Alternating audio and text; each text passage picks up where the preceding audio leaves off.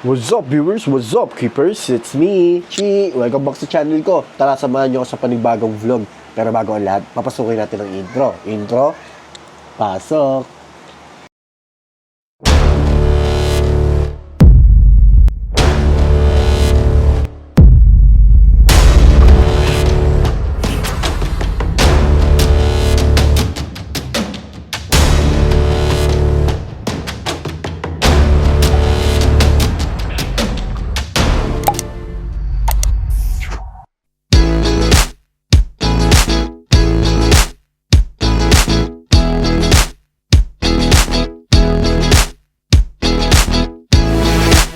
Okay guys, so ayun, maiba naman tayo. Hindi related sa arawana tong vlog natin, pero related pa rin sa mga pets natin, okay? So ngayong araw, magba-vlog ako tungkol sa sulcata, okay? I-share ko sa inyo ang morning routine ko sa pag-aalaga ng sulcata at susubukan ko mag-share ng mga konting tips para sa mga nagbabalak mag-alaga ng sulcata, okay? So tara, umpisahan natin. Ang una kong gagawin muna is, syempre, ihahatid ko muna si Mrs. Tapos, dediretso na ako sa bilihan ng mga gulay para sa pagkain nila ngayong umaga. Okay?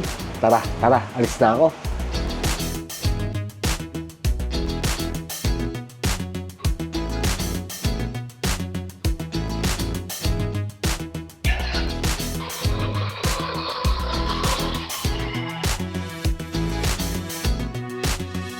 Okay guys, so dito ako bumibili ng saluyot. Ayan, tignan natin. Ayan, kaso isa lang yung saluyot na available. So, kailangan natin bumili ng ibang gulay na pwede sa mga alaga nating tortoise. Okay? So, eto, kangkong. Kangkong, goods naman to sa mga alaga nating sulcata. Paminsan-minsan, hindi siya pwedeng madalas na ipakain sa atin. Unlike saluyot, okay lang siya madalas. Pwede nating gawing main diet natin ang saluyot. Okay, so ayun. Ito na lahat ng mga binili natin. Magkano yan? 50 pesos. Good for one day lang, okay? Isang tali lang ng saluyot at isang tali ng kangkong ang nabili natin. So, kailangan kong bumalik dito bukas.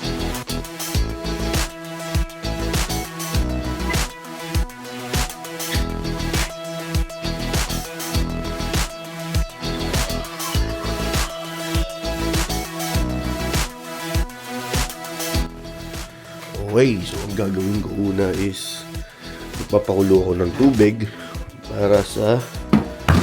para pang soak natin. So dalawa yung iniinit ko araw-araw. Isa dito para sa aldabra, isa dito para sa sulcata. Mas malaki yung sa sulcata. Okay, so ayan, habang nagpapakulo ako, ipe-prepare ko na yung pagkain nila. Okay, so ito yung mga binili ko ngayon. Usually ang binibili ko dalawa or apat na saluyot kasi dalawang tali per serving sa sulcata to. So since isa lang yung available dun sa binibilan ko, isang saluyot at isang kangkong. Saluyot okay lang to i-daily, pero mas maganda talaga iba-iba pa rin yung diet. Kangkong minsanan lang to, hindi siya pwedeng madalas ipakain sa sulcata. Then okra, yan, binibigay ko rin to. Ito paborito to ng aldabra. Okay, so ngayon ang ipe-prepare ko is kangkong tsaka saluyot para sa sulcata, then okra para naman sa aldabra. Okay, so ginagawa ko dyan, banlaw lang maigi. Yan, ginugupit ko lang, tapos tanggal yung mga tangkay. Yung dahon lang ang ibinibigay ko. Kadalasan nakikita ko sa mga may mga malaking sulcata, hindi na nila tinatanggal itong mga tangkay.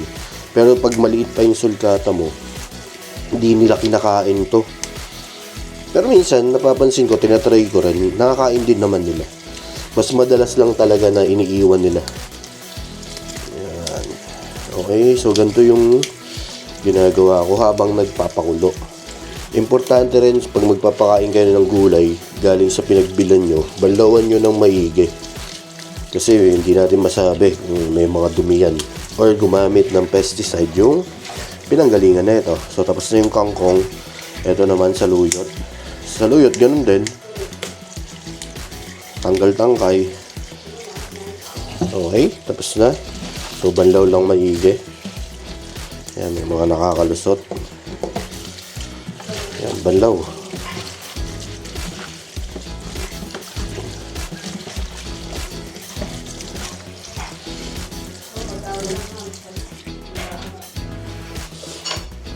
Tapos, lalagay ko na dito. Ayan, ganyan nakarami yung kinakain ng sulcata ko.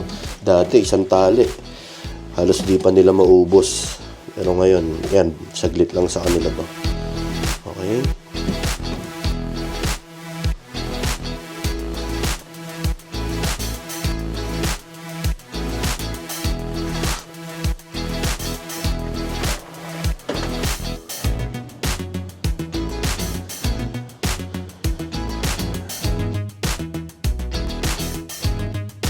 So ayan yung mga sulgada natin. Tignan nyo, pag umaga nandito na sila sa labas, nagbabas na yung mga yan. Ito yung isa. So 5 yan. Siguro nasa kwarto pa niya yung isa. Okay, prep ko muna yung pagbababaran nila. So dalawa yan. Dalawa yung ginagamit ko. Etong malaki para to sa sulcata. Then etong maliit para sa aldabra. So dito ko sila binababad. Ayan. Tapos ito yung pinakulo nating tubig. Itong dalawang to, sakto to. Tapos tubig.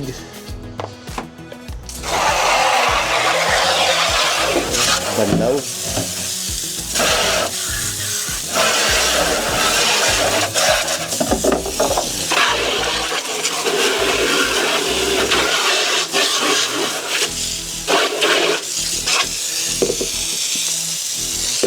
Okay.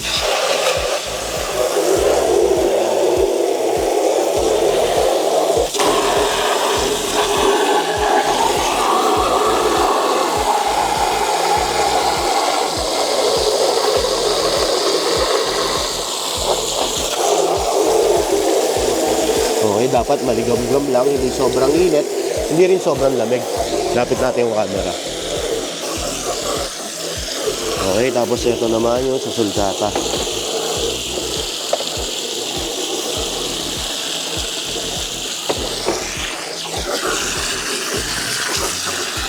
Okay na yan.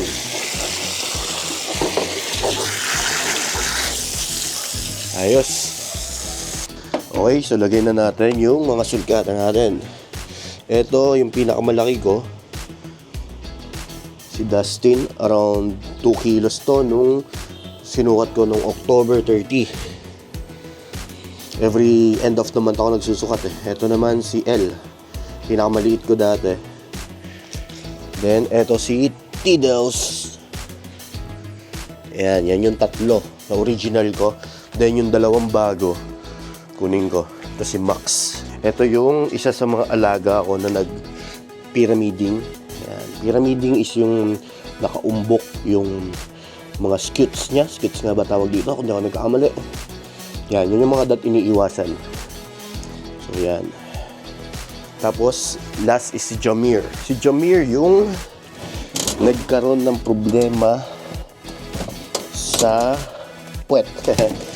Yung nakalimutan ko yung tawag, basta blinag ko to. Ayan. Okay. So ayan. So yan, bababad na sila. So habang nababad sila, anong oras ngayon? 9:10. Okay? So dapat 15 minutes lang yan, 25 tapos na sila. Pero kunin ko muna si Paco, yung aldabra ko. Okay, so ito na si Paco, ang aking aldabra. Ayan. So hindi sila pwede magkasama sa soaking.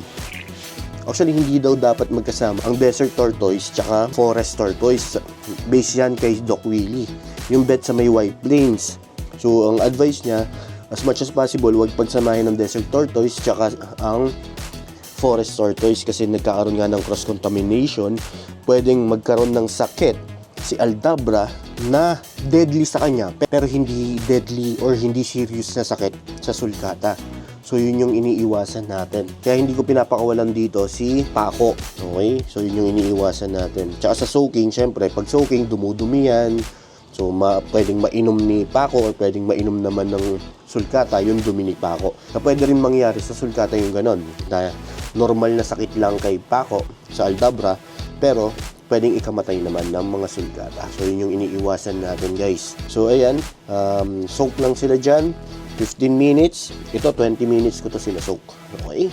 So usog ko lang sila ng konti sa may bandang araw. Tignan nyo, relax na relax lang. Tapos, ito naman yung mga sulgatan natin. Ayan. Tignan nyo, relax na relax sila. Nakahiga talaga. Ayan. Sign yan na relax lang sila. Ayan, nagulat nga lang. Pero itong maliliit natin kagaya ni Max, medyo mataas yung tubig sa kanya. Kasi nga maliit siya. Pero ang importante, hindi siya malulunod. Ayan, nakaangat yung ulo. Ayan. Tatakot kayo. Okay, balikan ko kayo. So habang nagsasoak naman ako, ginagawa ko dyan, naglilinis na ako dito. Yan, buga-buga lang naman. Buga-buga, tapos konting is-es. Yan, yung mga pupu nila. Tapos pati tong kainan.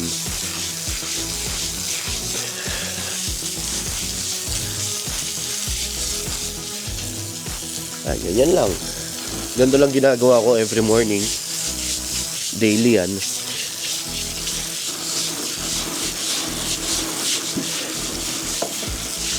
Sakto ngayon, sinipag ako mag-vlog. Anong oras nga ba ngayon? 9 a.m. Tapos ko nahihatid yung asawa ko sa trabaho. Kaya nakakagawa na ako nito. Tapos after naman nito, hatid ko na yung anak ko sa school. Usually ang araw dito, pagka hindi bare months, andito eh. So ngayon bare months, tago pa ng konti. Ayun, nandun po. So i-adjust ko lang yung pwesto niya ni Paco. Yan. Pero pag di yan bare months, dito yan. Saktong-sakto sa kanila morning sun. Tapos ito guys, pakita ko sa inyo. Isa sa mga importanteng mailabas ng mga sulgatan natin is itong urates. Yan, yung mga white na yan. Urates ang tawag dyan. Normal yan. So yan yung kailangan nilang ilabas. Kasi pag hindi na ilalabas ng sulcata yan, namumuo yan sa katawan nila. So yun yung malaking bato. Kumbaga sa atin, kidney stone. Yun sa kanila. So delikado yun kung hindi nila mailalabas. Magkakasakit sila at kailangan operahan para mailabas nila ng maayos. Okay? So yan, relax na relax sila. Si Max, medyo medyo hindi na mapakali. So hindi na siya natutuwa pag ganyan. Magpi 15 minutes na rin kasi. Okay? Pero si Paco, relax na relax pa din. Ayan. Si Paco kasi, kaya 20 minutes to, based sa mga nalaman ko, natutunan ko, mas gusto ng mga forest tortoise yung laging basa. Ayan.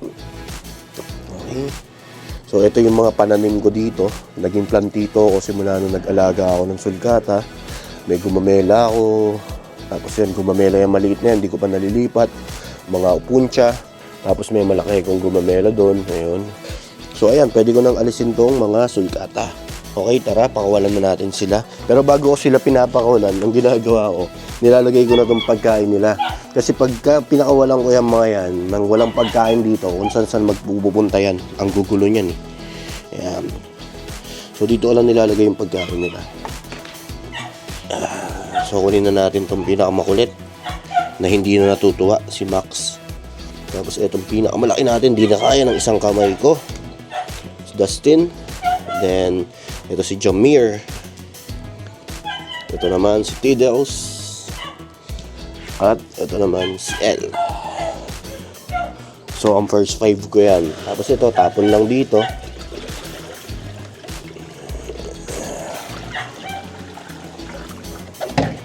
Tapos kailangan kong balawan yan.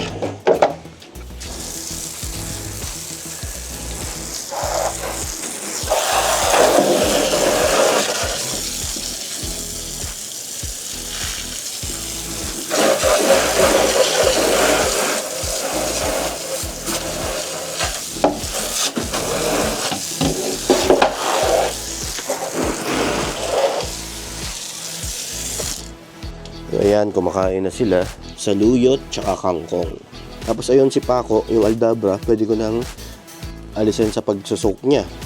Okay? O ikaw, ayaw mo na? Bakit? Kain ka pa. Sige na. Kain ka muna dyan. Ayaw? Bo. Party mo ngayon ha. May camera lang ha. Eto, 20 minutes na si Paco. Relax na relax pa rin no? So pwede na natin alisin yan. Tapos Ito tapon. Kasi ito ang pinagbabaran ng Aldabra. Okay, so ayun ang routine ko tuwing umaga. Ganyan yon, pinapakain ko sila ng gulay tuwing umaga. Tapos paghapon naman, itong inch gold ang pinapakain ko. Itong inch gold na to para sa sulcata talaga to. So, iba yung pellets ng para sa Aldabra ko, nasa baba yun. So ayun, konting tips. Importante lang naman sa pag-aalaga ng sulcata is ma-soak at mabas nyo sila. Importante sa kanila yung araw, tsaka yung tubig. Kailangan nilang hydrated lagi. Tapos sa mga magtatanong pala, hindi ko pala na-explain sa inyo kung paano yung setup ko dito sa bahay. Isingit na natin. So dito lang yung mga sulcata ko buong araw. Paikot-ikot lang yan. May harang lang yung grills doon para hindi sila makalusot. Tapos, ito yung bahay nila. Yan. So ito yung bahay nila na inuuwian nila tuwing gabi. Pag gabi, automatic lahat sila uuwi na dito. Actually, hapon pa lang umuwi na yan. So ito, kahit bumabagyo, nandito lang yung mga yan. Kahit bumabagyo, hindi ko na sila inaalis dito. Ang importante, sinisigurado ko lang na nasa loob silang lahat pag malakas ang ulan. Okay? Minsan kasi natutulog sila sa sulok-sulok. Ganun na sila kakomportable dito sa taas. Okay? So, nabanggit ko na kahit bumabagyo, nandito lang sila dahil merong heater to. Ayan. Ano, may heater. Kita nyo ba? Yan, yung heater. Okay? So, nakaset yung heater na yan dito. Kasya silang 5. Ayan, may CHE kasi yan eh. So, CHE lang yan, wala nang UVB yan. Kasi ang importante lang dito is, hindi sila maginawan pagkagabi. Okay? So, yun lang, na-share ko sa inyo. Kailangan ko na maghatid sa anak ko. Si Paco, iiwan ko lang yan dyan para makapag-bus pa siya. Pagbalik ko, ibabalik ko na siya sa kulungan. Okay, so ayun guys, salamat sa mga nanood. Na miss ko tong ganito, mag-vlog tungkol sa sulcata. Sana nagustuhan nyo at may natutunan kayo. So kung nagustuhan nyo yung mga ganitong klaseng content, pwede kayo mag-subscribe, share nyo na rin at i-like ang mga video ko. Okay, maraming salamat. Bye-bye.